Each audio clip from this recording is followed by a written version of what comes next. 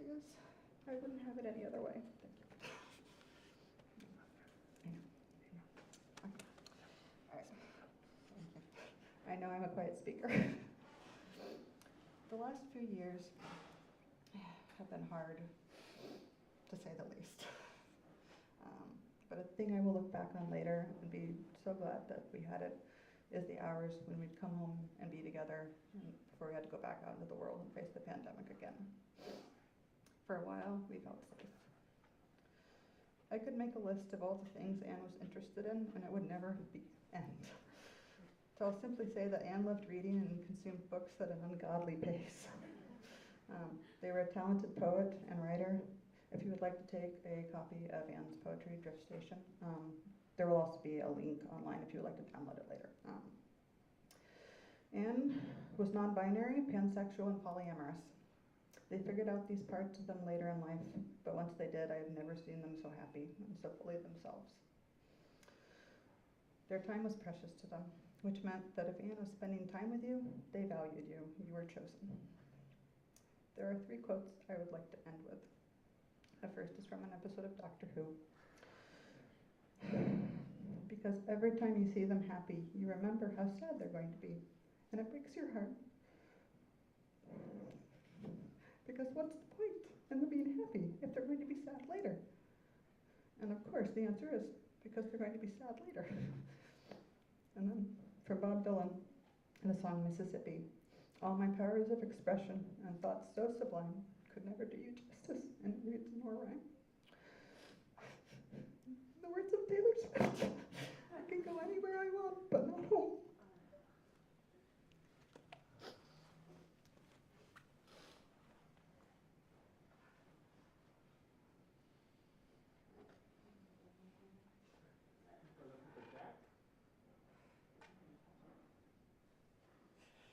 Zach is here.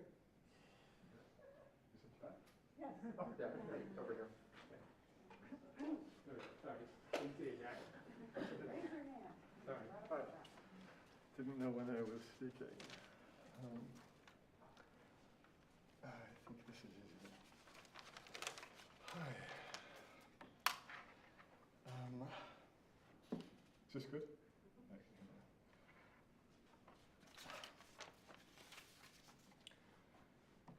As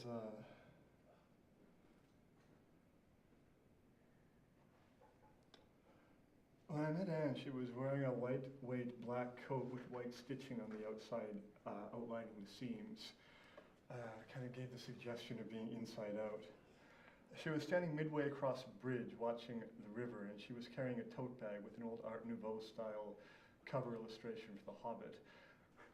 I think maybe you can see a lot of the person Anne was in those 3 facts, so that's what I wanted to think about. Anne was quiet in large groups, more than in small ones. That meant that more of her personality came through when you talked to her individually, the way we adapt ourselves best to the people we're talking to, one by one. And I think that made Anne kind of inscrutable a little bit, and I think she liked that. I realized how many people were in her life that I don't know at all, and yet I was, I think, a fairly central person in it, I like to hope. There were other people Anne went dancing with, or to concerts, or to lunch, different groups of politics friends, and poetry friends, and home friends, and Chicago friends, and internet friends, and people across the ocean. What I personally remember in my friendship was rambling late night walks and conversations on her porch about books and an endless exchange of jokes, especially terrible puns. Anne had a love for, I think, every sort of medium of art, as Sally said. So I could always rely on Anne to, if there was a restaurant that had really weird food that nobody else I knew would want to eat, I could rely on Anne, that kind of thing. I think we shared a fear of missing out on anything in the world. Our slightly larger circle of friends, the people we spent our Christmases and Thanksgiving with, Sally and Amanda and Annie and Philip and others, played board games and Dungeons and Dragons with. if you'll bear with me, all those white stitches in the black fabric that she was wearing when I met her made me think of a reading lamp at night, or maybe points of light emerging from the darkness, cigarettes, or a lighthouse, or Christmas lights on a cold night, or the socks she bought me with glow-in-the-dark eyeballs on them, or shark's teeth in the ocean, and that really sudden sparkling laugh at a good joke, or a really bad one. I remember once in our D&D game, I spent months setting up a terrible pun. And then just before I could deliver it, I hadn't told anybody I would, I left the room for a drink, and a moment later I heard that peal of laughter. Anne had just made the joke that I'd spent months setting up. And she was laughing because she only caught it as the words were coming out. That game, which we were playing for 6 years, it won't be finished, which is a shame for a lot of reasons. One I know that Anne would appreciate was that I had a really terrible pun set up for the very end of it. That's just going to go off into the darkness now. And Anne was carrying a tote bag with a picture of the old English edition of The Hobbit. I think it was Tolkien's own illustration of the cover. And maybe the connection there is obvious. We both liked telling stories and making up stories and writing, and fantasy in particular. And most of our conversations were big webs of interlocking stories and references, and the best kind of rabbit hole conversations. Stories we'd read that happened to us, puns and jokes and music. But the thing is that I sat down and tried to remember these, and we have more conversations than I can count, but I couldn't remember from almost any of them which of us said what. I just remember these long chains of, do you remember this story? And that reminds me of this song, and how do you think, why is this so funny, or why is that character so terrible, or why doesn't anybody appreciate that song by Bob Dylan? Why does everybody think these ones, but it was Bob Dylan, there was another one. I don't know, it's just a big woven tapestry of threads. And I think if we have another thing in common, it was understanding ourselves through stories, the ones we read, the ones that had happened to us, the ones we made up. Maybe everybody does to some degree, but it worked well.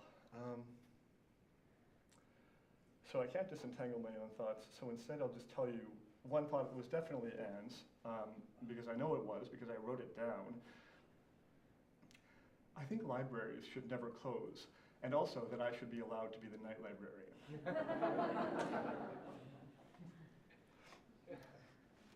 One of the first times I met Anne, we talked about T.S. Eliot. One of those things that was underappreciated was we both thought that the four quartets were way better than the Wasteland. And one of the last times I saw Anne, we watched a delightfully terrible movie about giant sharks, which I swear I was watching for research. A few years ago, she persuaded me without really trying to watch the entire run of Doctor Who, and I mean all the way back to the 60s, as much as survives. Anne's knowledge of literature and music and film and TV was immense and understated. She never came across as, I don't know, name dropping or referencing things, but if I brought up a book, oh, have you ever heard of this author? And oh yeah, that's really good. Or they're really, actually almost never really bad, as I said.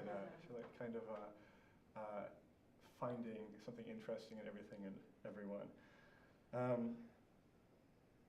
So the rare occasions that I showed her something she wasn't at least familiar with were delightful. I was surprised and delighted, and I think she was too. My favorite example was convincing her with some effort that, because she wouldn't believe I wasn't joking, that there was an old Canadian TV show about a dog, a homeless German shepherd that traveled from town to town fixing people's lives. One time we started developing a setting, a story setting, maybe for games, maybe for stories, no real plan. We just sat outside on a summer night adding details and fleshing things out. What we came up with was an island in the middle of a sea that nothing floats in. You can't swim away, you can't sail away, but from the highest point, you can just see the top of a lighthouse at another coast. And that kind of takes me to the third theme, that Anne was standing on a bridge over a river. It was near Goose Island, near the culinary school where she used to work at the library.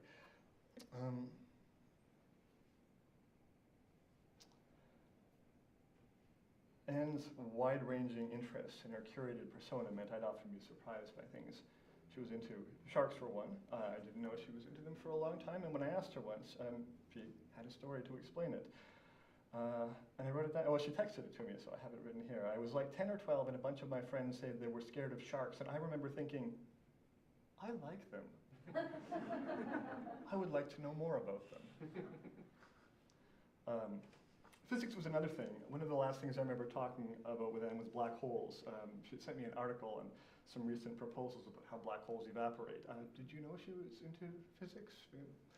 Follow the news. And we were talking about this delightful image that they think, maybe there's not really any sort of singularity or core to a black hole, but space and time just break down. There's not even an inside. There's just the edge. And I remember proposing the idea of the river Styx as a river with only one side. And I like that a lot. You can cross it, but there's nowhere it goes to. And I think, I don't know how to tie this together, but I think maybe if we had another thing in common, it was a kind of iconoclasm, breaking down familiar ways of doing things and thinking things and finding different ways to do them. When people could only travel by land, rivers were barriers. And then when they came up with boats, rivers became roads, but going a different direction. And that takes me back to that bridge.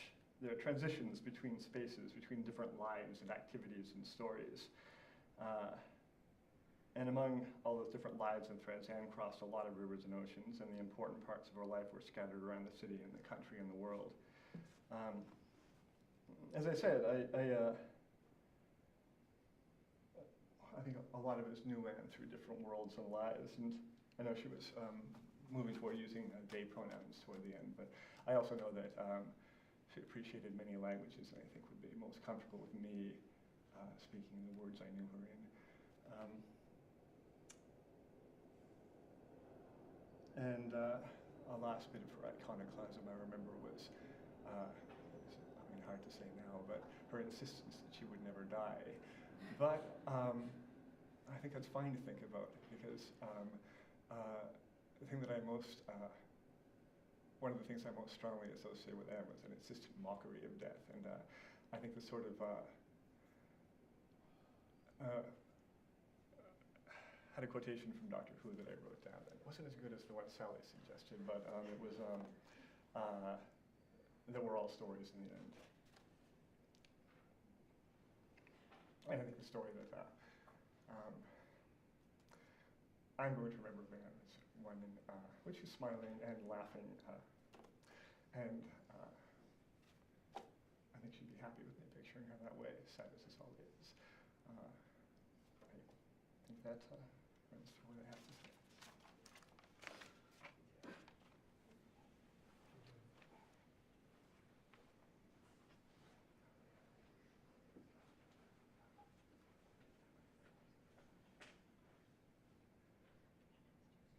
I didn't have to select the next speaker, did I?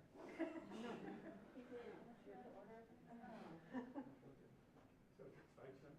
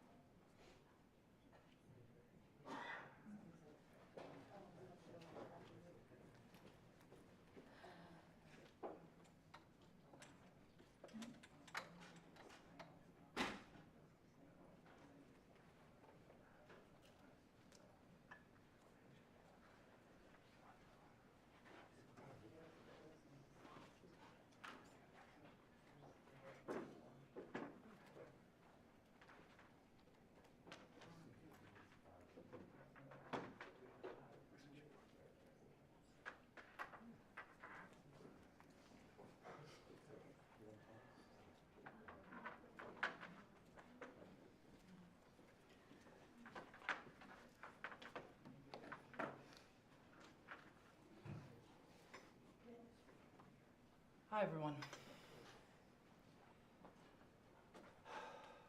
What a way to be in community together. I imagine that Anne would have hoped that many of us would be in community together, but not in this way. And it's a very hard day for a lot of us here. Anne was really an amazing person. They changed my life a lot. And I'll never be the same person as I was when I met them. They'll always be with me. I met Anne on a foggy day, and we went on a date. I was visiting Chicago. I was living in Boulder, Colorado at the time. And we went to Printers Row Lit Fest and met each other there. And it was a very strange day for me because Anne and I saw the C-SPAN bus there. And who else on earth that I ever have known would be excited about going to visit a C-SPAN bus? It was a very surreal day for me. And even the day we met, we ran into old family friends of mine. And they even connected with Anne in the moment they met them. The day was foggy, and we joked about how the sky looked like it was erasing things. And we joked about that for a while. Whenever Anne would send me pictures from their job when they were by the Chicago River, and it was a foggy day, they'd send me other pictures, and we'd often come back to that moment. It felt very poetic. And that day, we did what we did for the rest of our relationship. We talked. We could talk endlessly about anything, as Jack would attest, any subject, and, well, almost any subject, not every subject, but a lot of subjects we could talk about at length that we wanted to talk about, and we could go on endlessly. And in fact, that time we parted ways at midnight.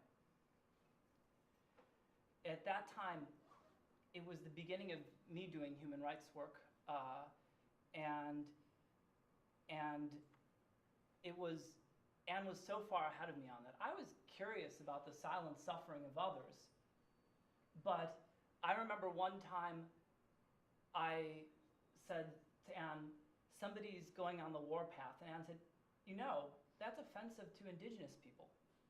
And Anne said about me that they liked that when they could tell me those things, that I wouldn't yell at them or anything or get upset with them, that they could just tell me those things and I'd take them seriously. And Anne would tell a lot of people those kinds of things and try to help people care about each other more. And we used to imagine that someday maybe we'd live in a co-op somewhere together and there'd be all of our people and our whole community living there in different places and hanging out with each other and getting to know each other and building a beloved community. Anne and I thought about that a lot.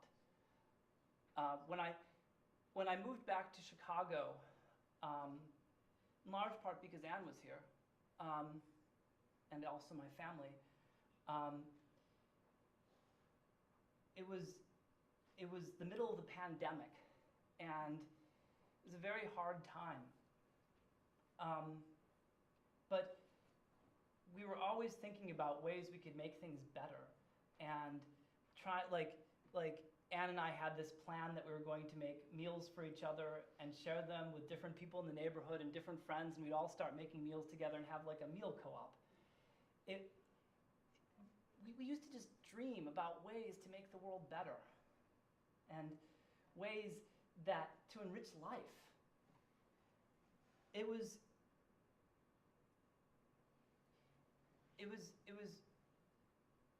It could sometimes be difficult with Anne. Sometimes they had a little bit of a temper, but we both showed each other a lot of grace, and we both believed in the best in each other. And Anne believed in the best in a lot of people and demanded that of people, sometimes more than they were ready to be.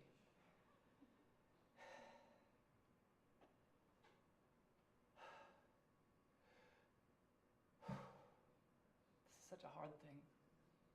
We're all here grieving together, trying to remember, and with shock, with surprise, with awe, with wonder, at this human being that's brought us all together here in this little room, who asked so much of us, but also listened to so many people, cared about so many people. I said to Ben when we were talking about Anne recently, Anne is a cosmos. They are so large. I could never have imagined how large they were when they died.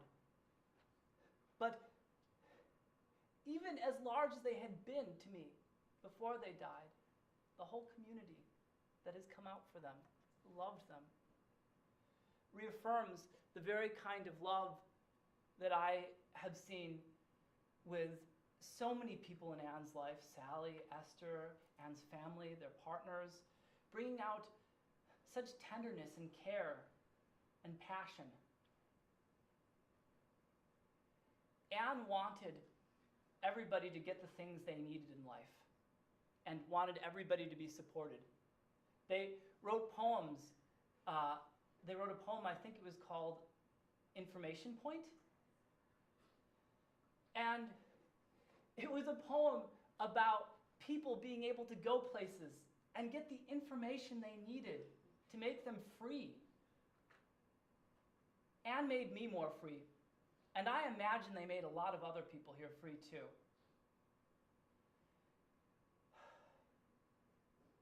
And yet, as I say all this, there's so much that could be said, so much that one wants to say, so much that can't be said. Like that erased sky that we first saw the day we met.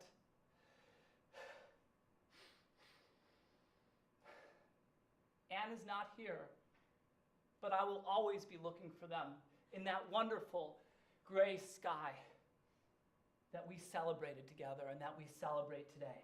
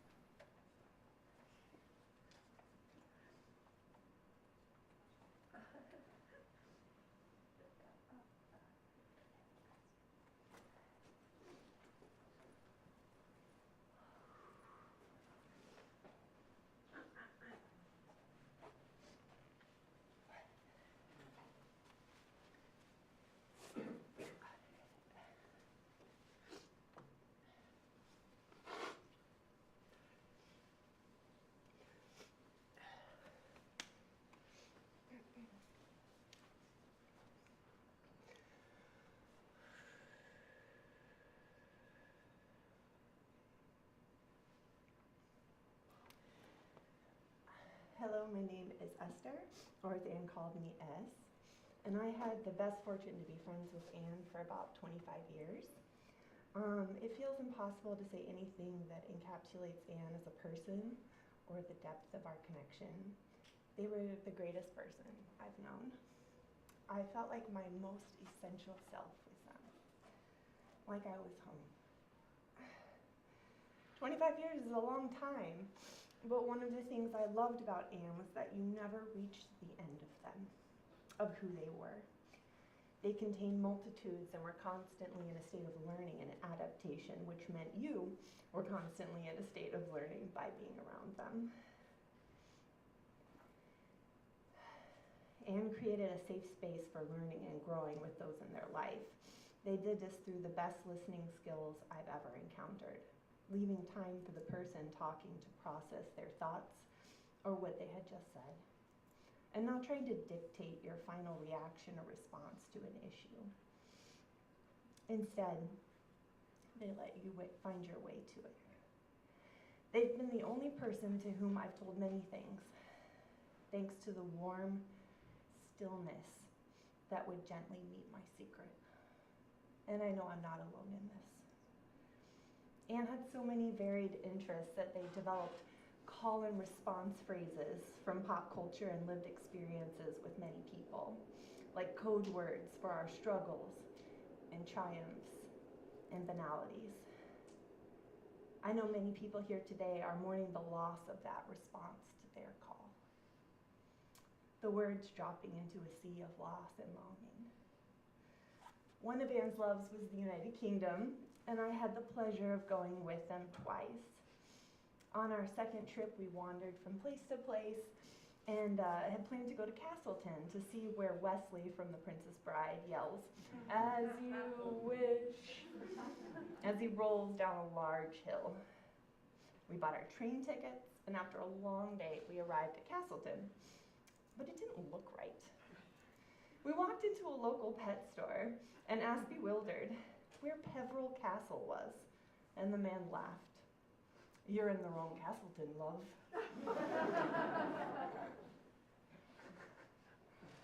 We eventually found our way, and later in the correct Castleton, up high on a hill. We saved air in glass bottles like a magical potion to aid us in the future. My dearest Anne, I hope your potion has led you to an England in an alternate universe. I hope you are happy there.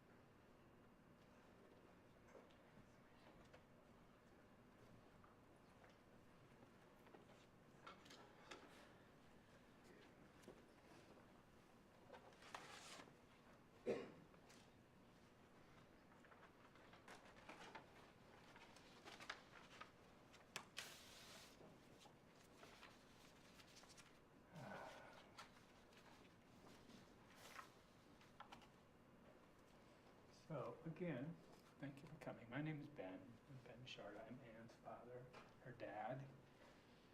I'm probably going to read this because if I don't look at this and if I don't read it, I'll probably just start bawling. Again, thank you so much for being here. Welcome to the library. You can talk. It's all right. This is so great to be in the library, and I'll talk about libraries here in a minute. Let me know if you can't hear me at the back. There we go. Anne was a gift. Very special gift to this world. I'm so thankful for Anne's life. Also, before I forget, I want to thank the technology people for helping us through these rough spots. You guys are great. Anyhow, Anne was so thankful for Anne's life. It was definitely cut painfully short. I was expecting more time for enjoying Anne's life, but I'm so thankful for their amazing life and the time we spent together.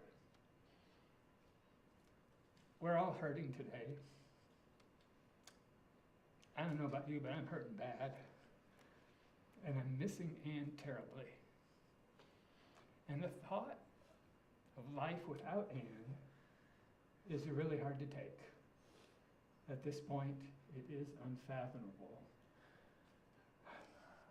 So today I'm going to try and tell you some things about my daughter Anne.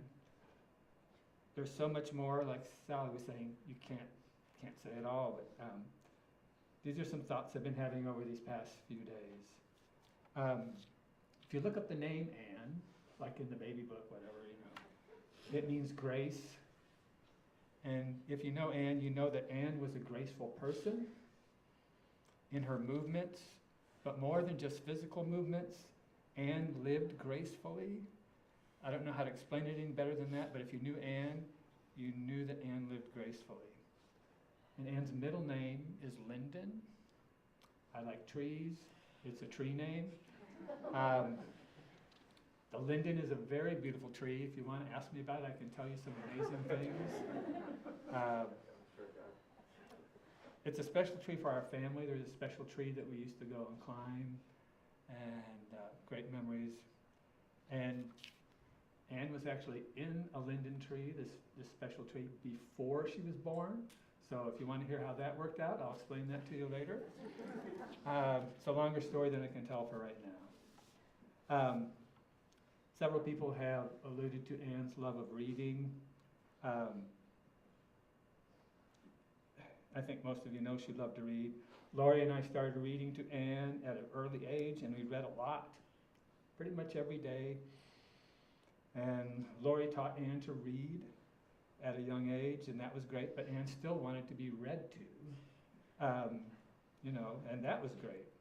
So we kept on reading out loud as Anne grew older, and because they enjoyed it. One of my favorite memories of that time was when I read The Lord of the Rings out loud. First we read The Hobbit, and I read The Lord of the Rings out loud to Anne. Made me really happy that Anne loved those books so much, because I love those books so much. Anyhow, it took us a long time to do that. I mean, this didn't happen overnight. And we didn't read every night, but, almost every night. And I even found a note recently, just a hand little scrawled note that said, "Daddy, can we read tonight?" Because, she knew sometimes we're not good. But she said, "Daddy, can we read tonight?" So anyhow. And it was just great to read it out loud, because when you read a book like that out loud, you read every single part, and you see parts that you kind of skip over in your mind. So it was pretty great. So anyhow, so Anne loved reading and getting books from the library. We went every week to different libraries, and the big question was always, how many books will they let you check out? And I would say, how many can you carry? I don't know if we have that picture, but there's a great picture we have of Anne with just this big armload of books and looking so immensely happy.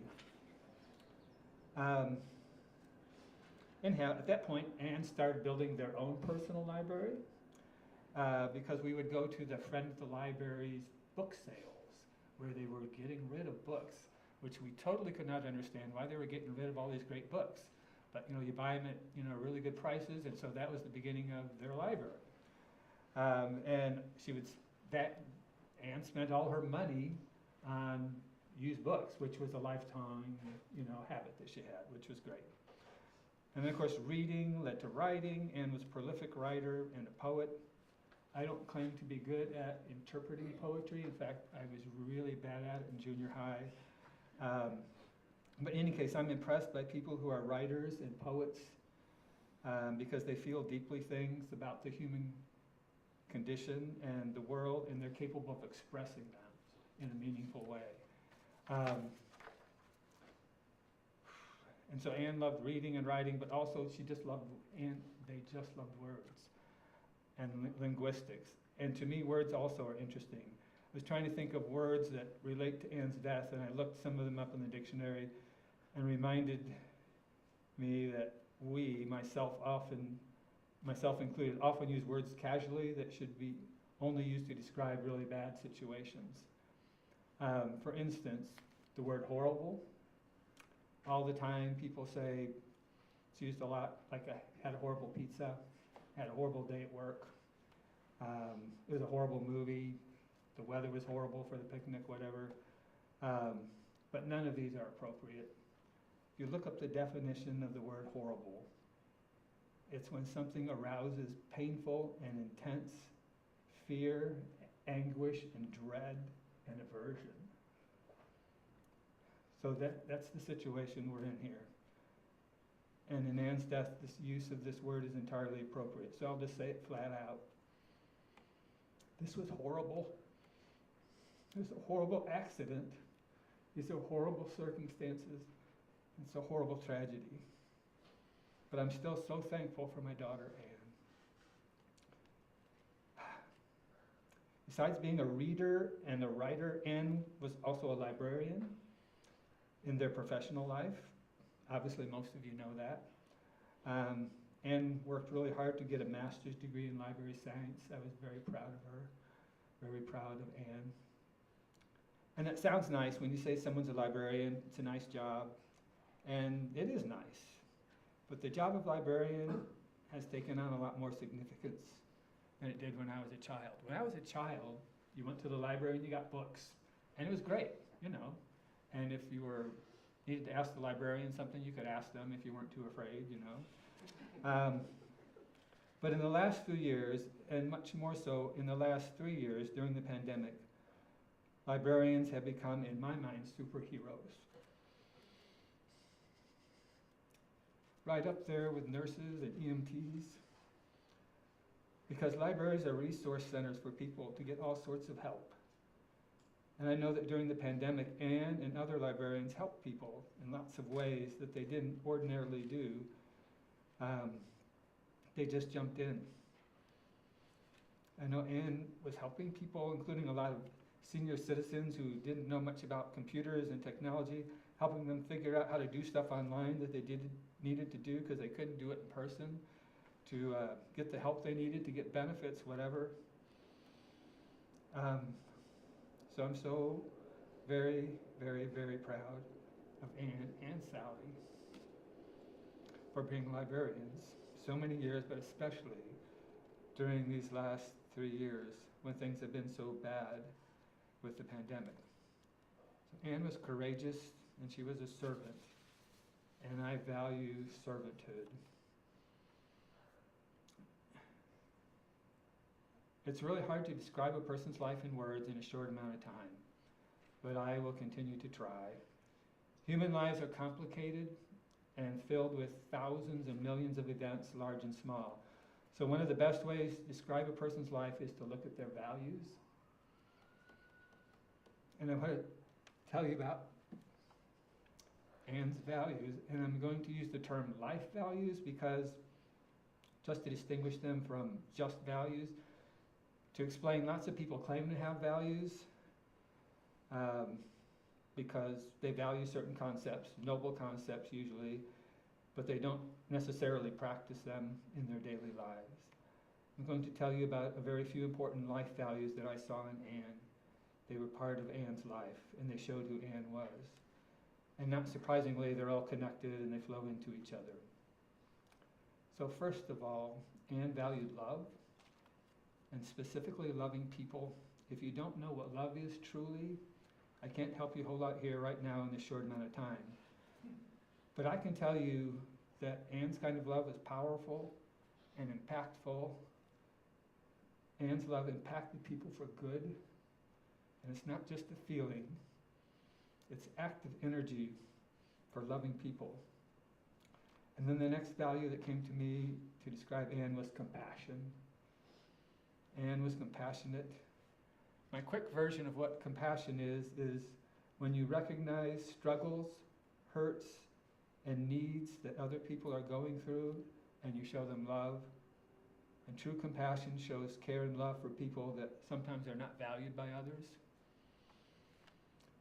And then the third value on my list that I saw in Anne was kindness. Kindness naturally flows out of love and compassion. Kindness is a natural outcome of love and compassion. You hear a lot of people talking about random acts of kindness. That's great, whatever. No, I don't mean that. I don't mean to diminish that, because that isn't a good thing. But there's a lot more to be said for intentional acts of kindness, focused acts of kindness towards people who are in need, and especially in the moment that they are in need. And then there's one more value of Anne's. There's a whole bunch more, but one more I'm going to talk about today. It's closely related because it also flows out of love, compassion, and kindness. And this value that I'm talking about is justice.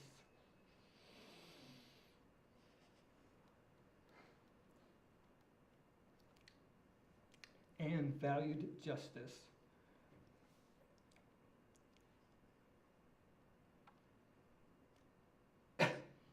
And when I'm talking about justice, I'm talking about the desire to see wrong things made right.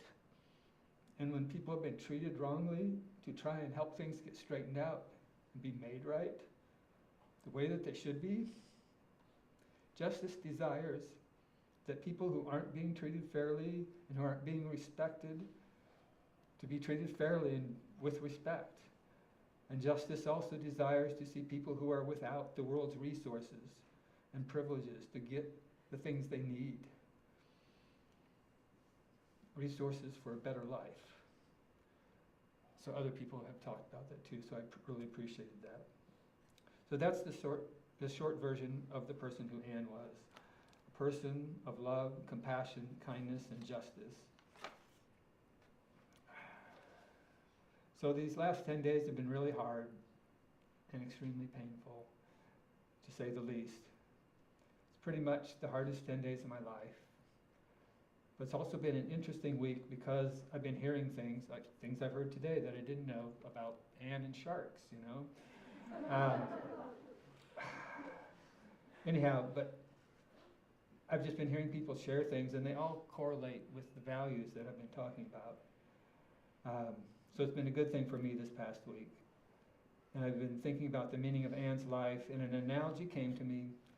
Some of you are going to think this sounds cheesy, but you know what? I don't care. It's probably the closest thing I've had to an epiphany in any recent time. Lori, my wife, this week started to work on a puzzle, a jigsaw puzzle. It's a really cool puzzle.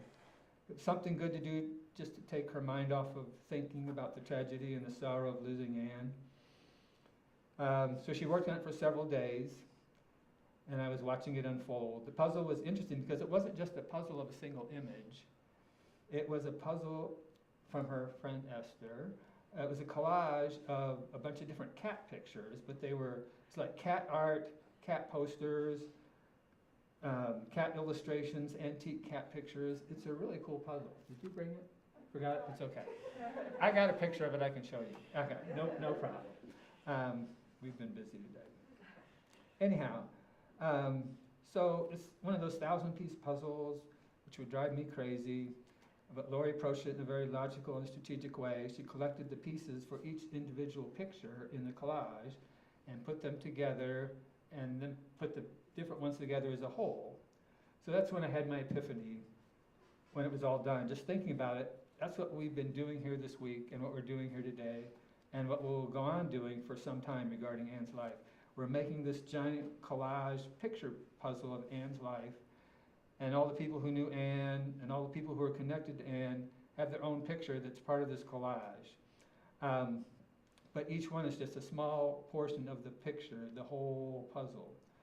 And no one's seen that whole picture yet, but we're starting to. So the difference is this would not be a 1,000-piece puzzle, it'd be like a 42,000, or my favorite number for exaggeration is 80 million puzzle pieces. And also, at the same time, I've just been seeing all these pictures that, you know, I haven't seen before. And so that's just, really means a lot to me to see those.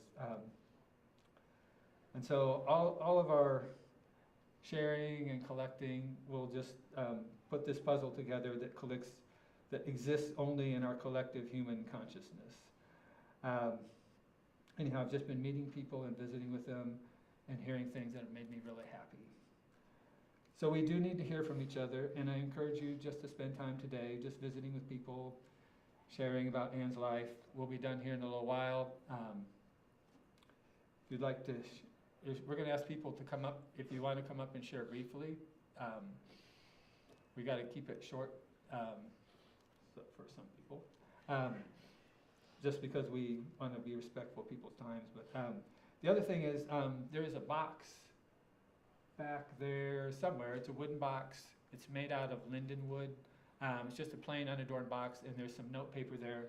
If you are feeling like it, we didn't want to do a guest book. We just thought if people want to write something, either a memory of something you did with Anne, something that she did that meant something to you, or if you want to leave a message for Anne or for our family, just write something in there and it will be much appreciated. Again, thank you for being with us online. All of you people who can't be here, I do want to tell you I appreciate you. And for people coming today, thank you for being part of Anne's life. She was a gift. So thank you very much.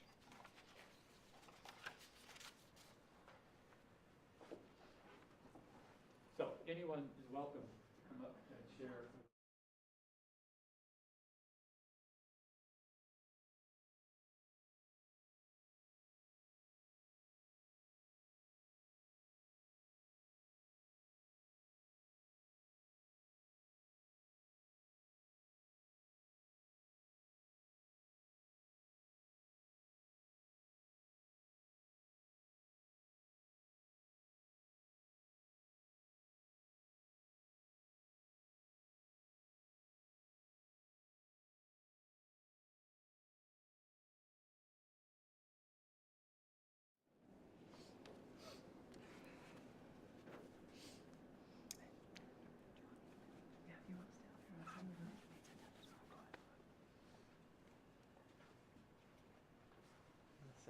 What's that? Yeah, we'll just go far. Stay over here. All right, let's see. This makes sense. You think you should use the microphone? No. Okay, so. Ready? Yeah.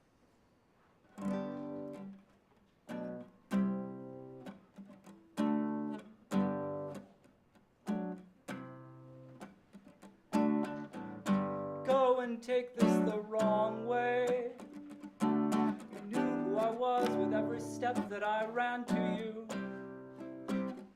Only blue or black days, electing strange perfections in any stranger I choose. Things be easier if there was a right way. Honey, there is no right way. And so I fall in love just a little bit every day. I've lived with someone new. I fall in love just a little bit every day with someone new. I fall in love just a little bit every day with someone new. I fall in love just a little bit every day with someone new. There's an art to life's distractions. Somehow escape the burning weight, the art of scraping through. Some like to imagine the dark caress of someone else. I guess any thrill will do. Would things be easier if there was a right way? Honey, there is no right way. And so I fall in love just a little, oh, little bit every day with someone new. I fall in love just a little, oh, little bit every day with someone new. I fall in love just a little, oh, little bit every day with someone new. I fall in love just a little, oh, little bit every day with someone new. I wake at the first cringe of morning, and my heart's already sinned. How pure, how sweet, Aretha, that you would pray for him. 'Cause God knows I fall in love just a little, oh, little bit every day with someone new. I fall in love just a little, oh, little bit every day with someone new. I fall in love just a little, oh, little bit every day with someone new. I fall in love just a little, oh, little bit every day with someone new. I fall in love just a little, oh, little bit every day with someone new. I fall in love just a little, oh, little bit every day. Love with every stranger, the stranger the better. Love with every stranger, the stranger the better. Love with every stranger, the stranger the better. Love with every stranger, the stranger the better. I fall in love just a little, oh, little bit every day with someone new. I fall in love just a little, oh, little bit every day with someone new. I fall in love just a little, oh, little bit every day with someone new. I fall in love just a little, oh, little bit every day with someone new.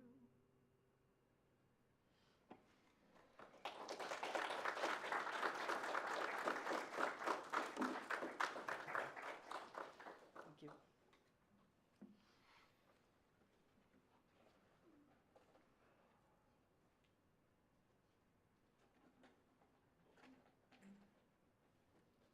So again, if someone, anybody feels like coming up, share briefly, well, it's welcome.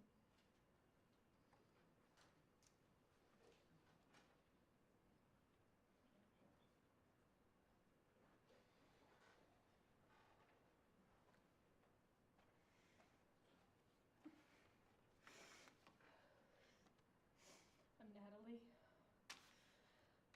I'm going to try to be brief but clear, which is kind of what my relationship with Anne was like, because we only met in 2019 in a library, because I worked there, which is amazing, because I'm like barely literate, but yeah, I met Anne at a transformative and turbulent time in my life. Those who know me will know a lot of the details. They're hilarious now. But yeah, it was a very transformative and turbulent and important time in my life. I had been comporting myself with my typical grace, southern charm, and exuberance, and my earring popped off. I was wearing this beautiful flare of red. It was me. But so I was comporting myself in this perfectly beautiful way, charming everyone, and until the pressure became unbearable and I cracked like an egg. This is what I did when things got hard. It was a thing I had just learned to cope. No one will know. And in the Grand Southern tradition at work, I did what we call fell out. It's not quite a faint, but it's the emotion becomes so much you fall out. If you're from the South, you may have seen this phenomenon.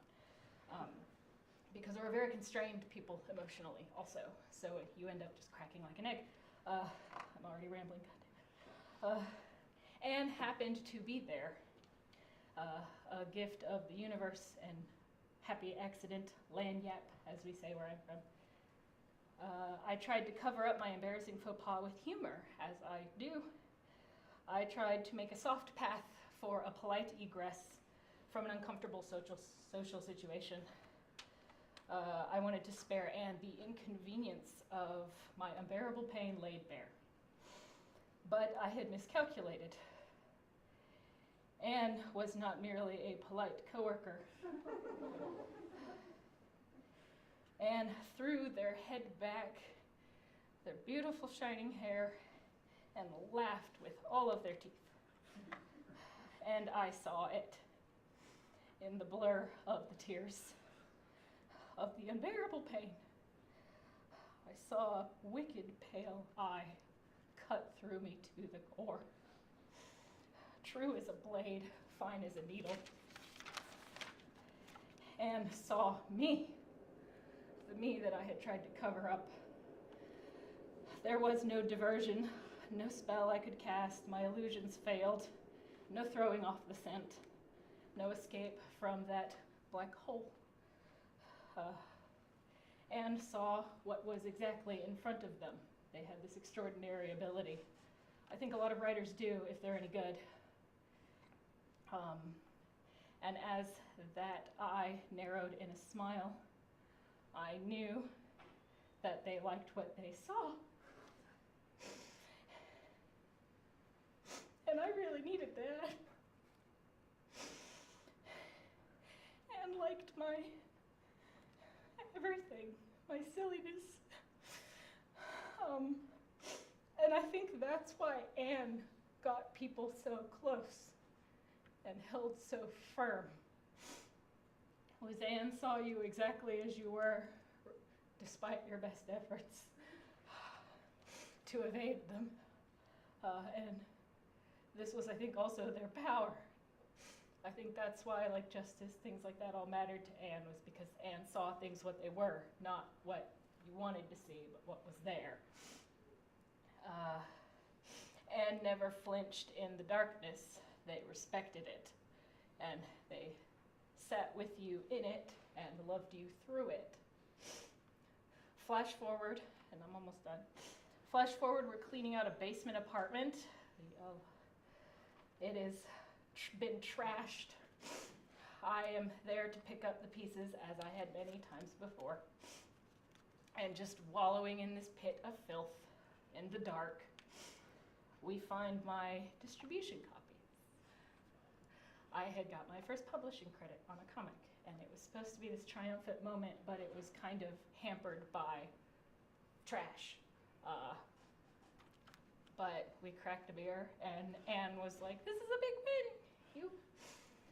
And that was Anne. And even though in this terrible time, Anne had the incredible balance and skill, had mastered both levity and weight, and could sit with me in that pit of an apartment and still celebrate these things. And we often, I know in like a weird way, we like said, if this is the end of the world, it's not that bad because we have wine.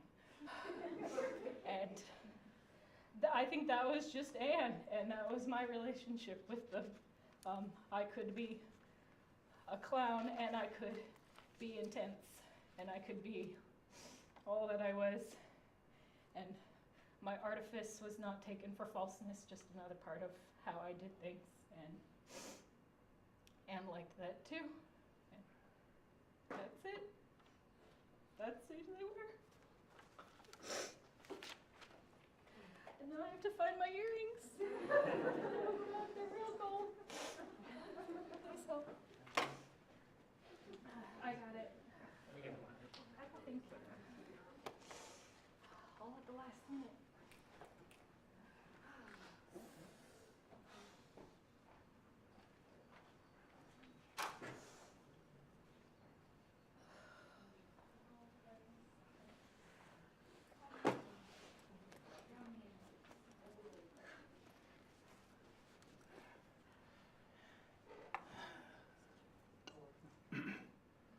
Practice doing this without crying. Okay. So I wrote kind of like a goodbye letter to Anna. I didn't know where to send it, but everybody here's like, excuse me. Everybody here's like brought a piece of Anna with them. So maybe she'll hear.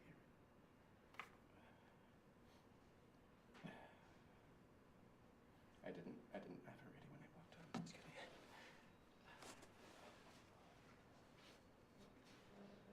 So here we go. Dear Anne, you were probably my closest friend, but don't tell anyone. I know we weren't a huge part of each other's lives, but you made me feel seen in a way that nobody else ever has.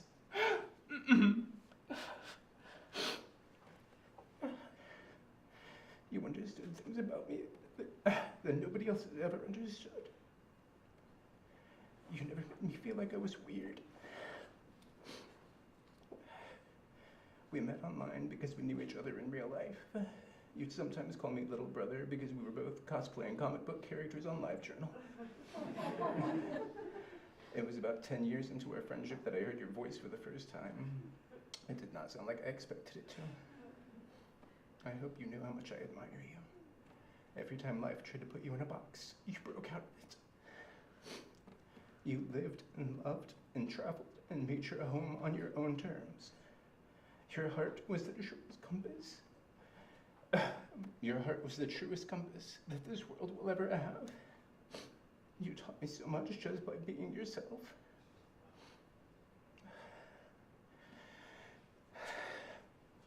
When I learned you were gone, I started gathering together all our years of texts and emails, and any picture of you I could find, all your old blogs, your poetry and writing, as if I could bring all of the pieces into one place. Maybe you would be there. You were the person I could talk to about all my crazy dreams and ambitions. You were the person I could talk to about becoming a robot or being a wizard. Whenever my head was up in the clouds, I only had to call out to you and you would be right there in the clouds with me. I was sure you would live forever.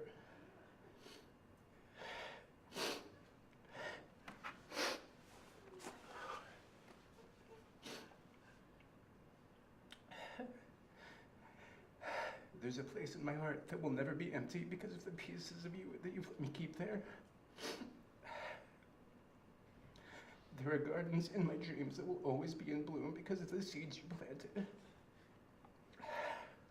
I thought I had forgotten how to cry, but you still teach me.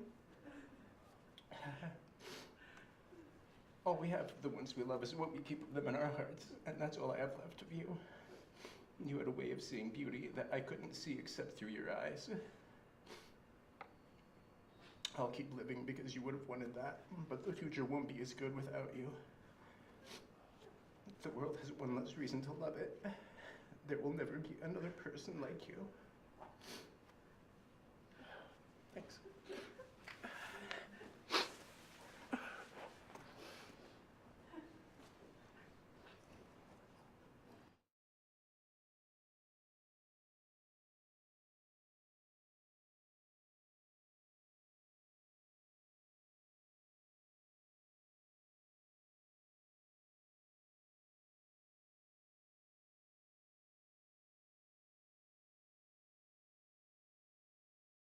I'm going to be very brief. There's two things I want to say. And I know I said this last night, but Sharda's, your family has been such a huge part of my life. And I forgot to introduce, this is Kate. She had trouble logging into the live stream, but she's also very sorry she could not be here in person. But I just wanted to say that you guys have been so important to my life, and I love you all so much. And I'm so sorry that this happened. And Sally, you're my longest friend. We met when we were 3, and Anne was like a second older sister. And I love you so much, and I'm so sorry.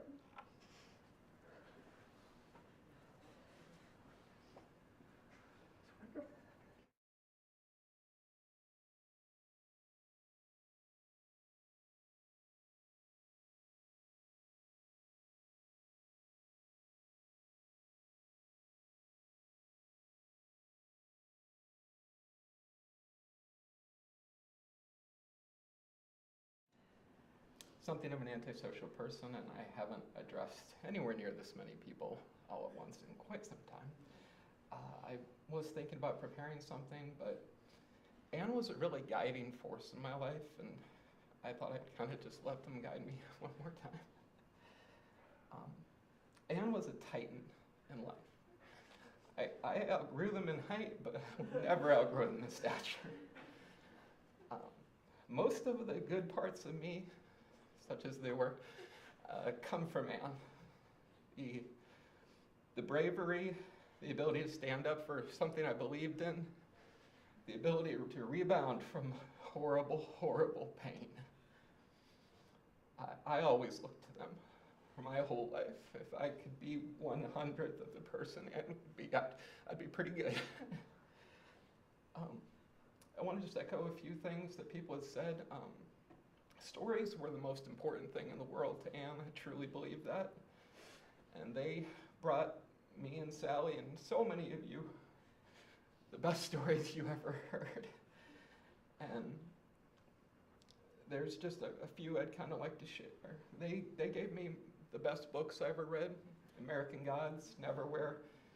I walked about through fields and all the way to the library to tell them about how I'd read American Gods. And it has a young character who is capable of great evil and great good, and what turns the tide there is the influences that he has. And that was a really formative thing for me because I have not been the best person, but they got me to be a bit better. I'd like to share a line from Robin of Sherwood. It's a very important story and character to all of my family, and it's that nothing is forgotten, nothing is ever forgotten.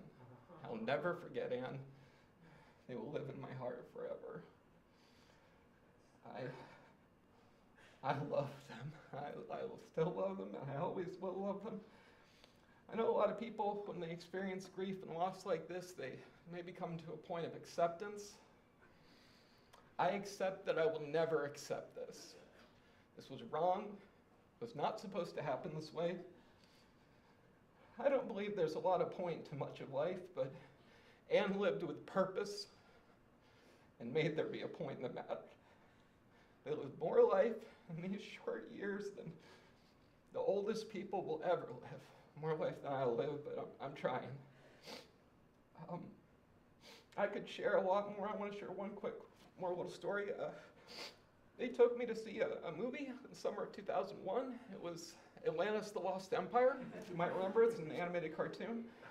And it was just such a magical, incredible, beautiful story. If you have not seen it, I urge you to see it. And it was just me and Anne, and they were my big sibling, and I was quite small then. And it was amazing. When times are tough, and they are a lot, especially right now, I live in that afternoon, and that's where I go. We've spent the last 9 days watching a lot of Doctor Who. Doctor Who, very important for our family, as I'm sure you've picked up on.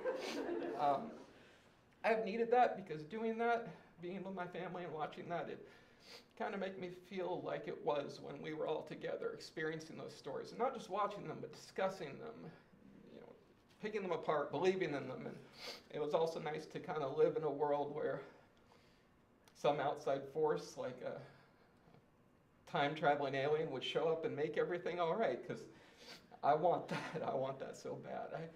I have a lot of guilt and a lot of anger and rage at myself for not preventing this. I know it's a freak accident. I get that. I understand that, but it doesn't matter. I feel I should have been here and I should have done something. And just to kind of close out that line that we kind of talked about, Jack mentioned, we're all stories.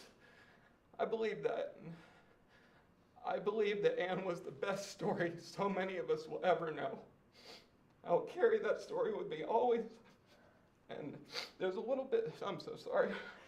There's a little bit after that line, just after the we're all stories in the end, that's the doctor, number 11, which Anne 11, born 11/11. We started this on 11/11. You're catching the theme there. The last part of that, after we're all stories in the end, is so make it a good one. I don't know how much life I have. I have trouble looking to the future and seeing much out there for me, but I'm going to do whatever I can to make whatever story I have a good one for Anne. I thank you all for being here so much. I love you, Anne.